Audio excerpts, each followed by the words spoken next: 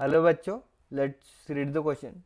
And the question says, each of the following question, a statement of assertion is given followed by corresponding statement of reason.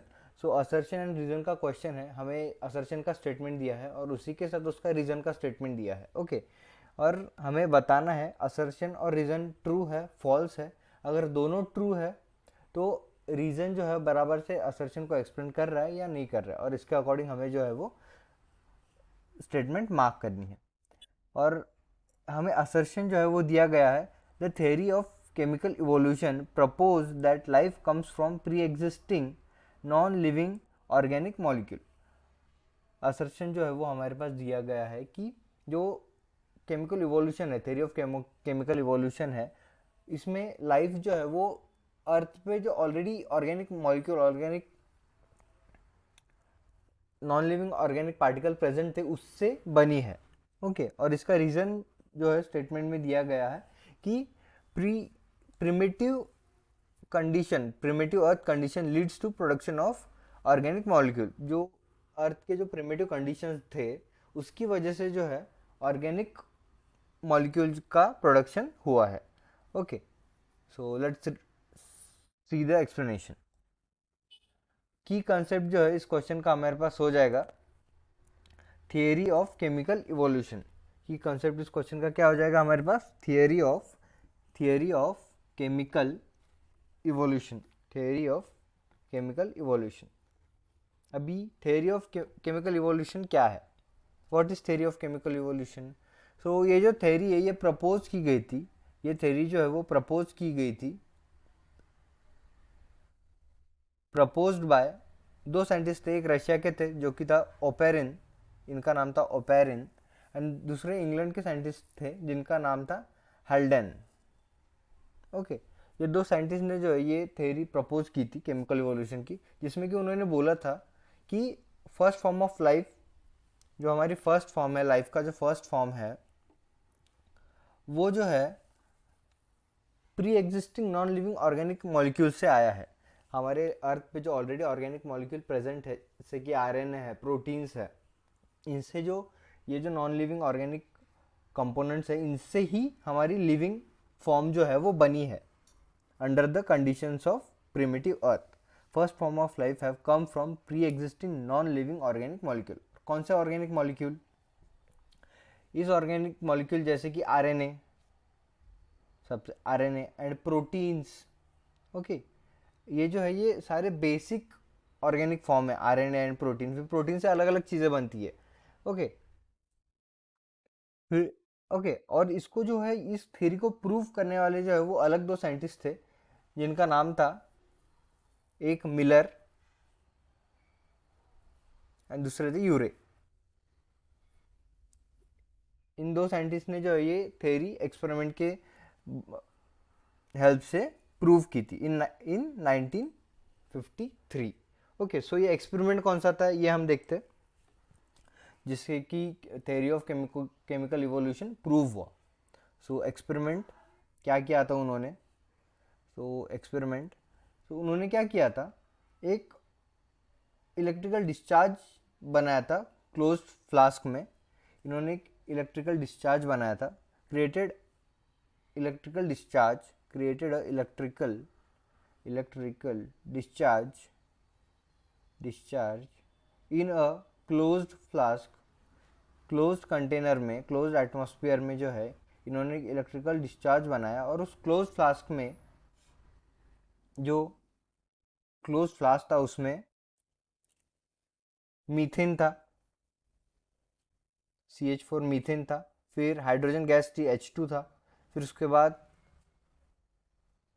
NH3 ammonia था. Okay और water vapours थी, और water vapours. तो ये three chemical components थे, methane, hydrogen gas, ammonia and water vapour at 800 degree Celsius. ये इन्होंने close flask में दिया था और कंटिन्यूस इलेक्ट्रिक डिस्चार्ज क्रिएट किया था. अभी इसकी वजह से क्या हुआ, अब इसकी इस एक्सपेरिमेंट का जो ऑब्जर्वेशन था वो था कि कुछ देर बाद, कुछ देर बाद इन्होंने formation of amino acid observe किया, अमाइनो एसिड फॉर्म हुआ प्रोटीन से, फिर जो है कुछ शुगर्स फॉर्म हुए, आरएनए ब्रेकडाउन होने की वजह से शुगर्स फॉर्म हुए, फॉर्मेशन ऑफ शुगर्स, फिर नाइट्रोजनस बेसेस फॉर्म हुए, अमोनिया से जो है नाइट्रोजन बेसेस फॉर्म हुए, फैट्स फॉर्म हुए, ओके, नाइट्रोजन बेसेस फॉर्म हुए, फॉर्मेशन ऑफ नाइट्रोजन बेसेस। सो ये जो है तीन बेसिक चीज़ें हैं जो कि सेल में चाहिए होती है, amino acid, sugar and nitrogen bases. Nitrogen bases जो है वो डीएनए बनाता है, शुगर कार्बोहाइड्रेट बनाता है, एनर्जी प्रोवाइड करता है, और अमाइनो एसिड जो है वो प्रोटीन एंड एनर्जी प्रोवाइड करता है। सो ये तीन चीज़ें जो है वो उन्होंने ऑब्जर्व की उस क्लोज क्लोनिकल फ्लास्क में with the help of electrical discharge. इन तीनों केमिकल कंपाउंड को कंबाइन करके उन्होंने एक मॉलिक्यूल फॉर्म किया जिसे कि सिंगल सेल की तरह देखा गया, और उसको उन्होंने बोला कोएजोवेट्स। ओके, सो कोएजोवेट्स का फॉर्मेशन पाया गया उस कोनिकल फ्लास्क में, क्लोज कोनिकल फ्लास्क में, जो कि क्या होता है, एक मॉलिक्यूल होता है सिंगल सेल का, ओके, जिसमें कि अमोनिया, शुगर और नाइट्रोजन बेसिस होता है। एकदम बेसिक फॉर्म होता है, सिंगल सेल भी हम इसे नहीं कह सकते।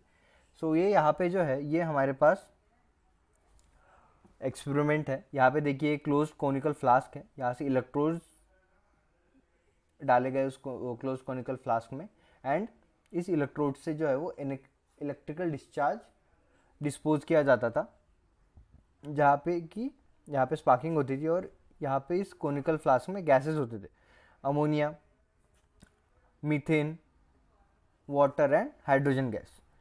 कंटिन्यूस इलेक्ट्रिकल डिस्चार्ज की वजह से यहाँ पे ही जो है फॉर्मेशन देखा गया था उस सिंगल सेल का, मॉलिक्यूल ऑफ सिंगल सेल का। यहाँ पे वाटर बॉईल होता था, वाटर वेपर्स जो हमने डिस्कस किया, वाटर वेपर्स होते थे। सो ये जो वाटर है ये वेपर्स के फॉर्म में होता था, और under high pressure and high temperature, boiling water होने की वजह से जो है टेम्परेचर जो है वो 800 डिग्री सेल्सियस तक होता देखा जाता था, और इसमें कोई ऑक्सीजन नहीं रहता था, क्योंकि हमारा जो प्रिमेटिव अर्थ था, प्रिमेटिव अर्थ में जो एटमॉस्फेयर था वो रिड्यूसिंग एटमॉस्फेयर था, बहुत कम ऑक्सीजन वहाँ पे था। सो यहाँ पे एनारोबिक रिएक्शन होती थी इस कोनिकल फ्लास्क में, क्लोज कोनिकल फ्लास्क में। तो ये एक्सपेरिमेंट है, दिस इज द एक्सपेरिमेंट। तो ये जो एक्सपेरिमेंट है वो कंडक्ट किया गया था प्रिमिटिव अर्थ का एटमॉस्फेयर, प्रिमिटिव अर्थ का जो कंडीशन है वो मिमिक करके, by mimicking the condition of primitive earth. The experiment was conducted by mimicking the condition of primitive earth, primitive earth. कौन से कंडीशंस थे? सो पहले तो रिड्यूसिंग एटमॉस्फेयर था, जैसे कि लो ऑक्सीजन था वहाँ पे, फ्री ऑक्सीजन बहुत कम था, टेम्परेचर बहुत ज़्यादा हाई था, जैसे हमने देखा 800 डिग्री सेल्सियस, ऐसा टेम्परेचर बहुत हाई था। फिर उसके बाद जो है हाई लाइटनिंग वहाँ पे होती थी, थंडरस्टॉर्म्स, लाइटनिंग जो है इसका परसेंटेज, इसका प्रमाण वो ज़्यादा था, बहुत फ्रिक्वेंटली थंडरस्टॉर्म एंड लाइटनिंग्स वहाँ पे प्रिमिटिव अर्थ के टाइम होती थी अर्थ पे। फिर उसके बाद लाइटनिंग के साथ साथ जो हमारा एटमॉस्फेयर था, ओजोन लेयर, वो भी डेवलप नहीं हुआ था। ओजोन लेवल डेवलप ना होने की वजह से जो यूवी रेडिएशन है वो अनफिल्टर्ड हमारे अर्थ पे आती थी, उसका कोई फिल्ट्रेशन नहीं होता था, और वो अनफिल्टर्ड जो है वो हमारे अर्थ पे आती थी। इसकी वजह से जो एनर्जी सोर्स था वो दो थे, एक लाइटनिंग थी और दूसरा था यूवी रेडिएशन। अभी लाइटनिंग जो है हमने इस एक्सपेरिमेंट में इलेक्ट्रोड्स की वजह से और इलेक्ट्रोड्स के ज़रिए से और स्पार्क के ज़रिए से मिमिक की है। ऑक्सीजन नहीं था तो हमने एनारोबिक एटमॉस्फेयर लिया है, एकदम क्लोज फ्लास्क लिया है। उसके साथ जो प्रिमिटिव केमिकल्स थे, जैसे कि methane, ammonia, water vapours and hydrogen gas, ये हमने जो हमारे साइंटिस्ट थे उन्होंने मिमिक करने के लिए उस फ्लास्क में लिए थे, और फिर उस फ्लास्क में हमने जैसे देखा a single cell molecule structure जो है वो हमें मिला। सो ये जो है वो एक्सपेरिमेंट है जो कि प्रूव करता है कि the theory of chemical evolution is true. Okay, so अगर हम यहाँ पे असर्शन की बात करें, the theory of chemical evolution proposed that life comes from pre-existing non-living organic material. हमने एक्सपेरिमेंट की हेल्प से इसे प्रूव किया है, सो असर्शन जो है हमारे लिए सही है.